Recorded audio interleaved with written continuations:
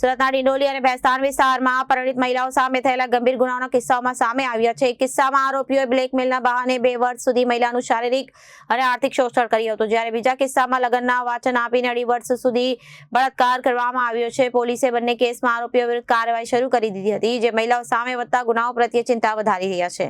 Dindoli police સ્ટેશનના અધિકારીઓના જણાવ્યા અનુસાર માધવ રેસિડેન્સીમાં રહેતા પ્રવીણ રજીતભાઈ પવાર અને 2.5 વર્ષ પહેલા એક પરિણીત મહિલા સાથે મિત્રતા કરી હતી.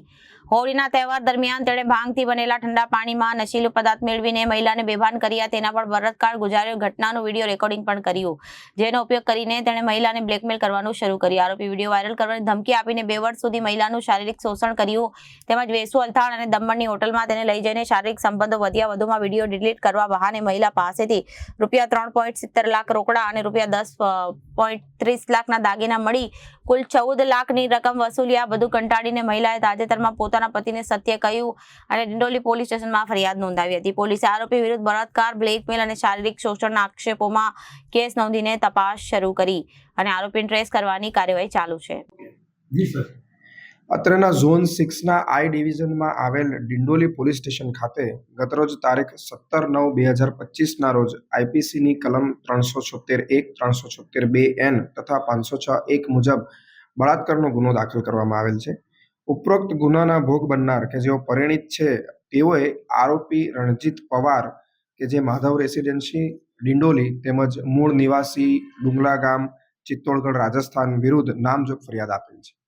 ઉપરોક્તના બનાવની વિગત એવી છે કે આ આરોપીએ ગત વર્ષ 2023માં હોળીના દિવસે મહિલાના પતિની સાથેની મિત્રતાના લાભ ઉઠાવી મહિલાના ઘરે જઈ તેણીને ઠંડાઈમાં નશીલું પીણું પીવડાવી બેભાન કરીને તેની સાથે બળજબરી શરીર સંબંધ બાંધેલો હતો તથા તેનો વિડીયો બનાવી લીધેલો હતો. ત્યારબાદ મહિલાને આ વિડીયો વાયરલ કરી દેવાની ધમકી આપીને સમગ્ર વર્ષ દરમિયાન વિવિધ સ્થળોએ લઈ જઈ બળજબરીપૂર્વક તેમની ઈચ્છા વિરુદ્ધ શરીર સંબંધ બાંધી બળાત્કાર ગુજારેલો હતો.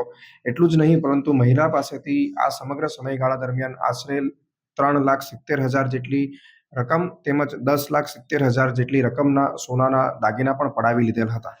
આ સમગ્ર બનાવ દરમિયાન મહિલાને બળજબરી ગર્ભપાત કરવાની પણ ફરજ પાડેલ હતી. Bureau report, Janadesh news.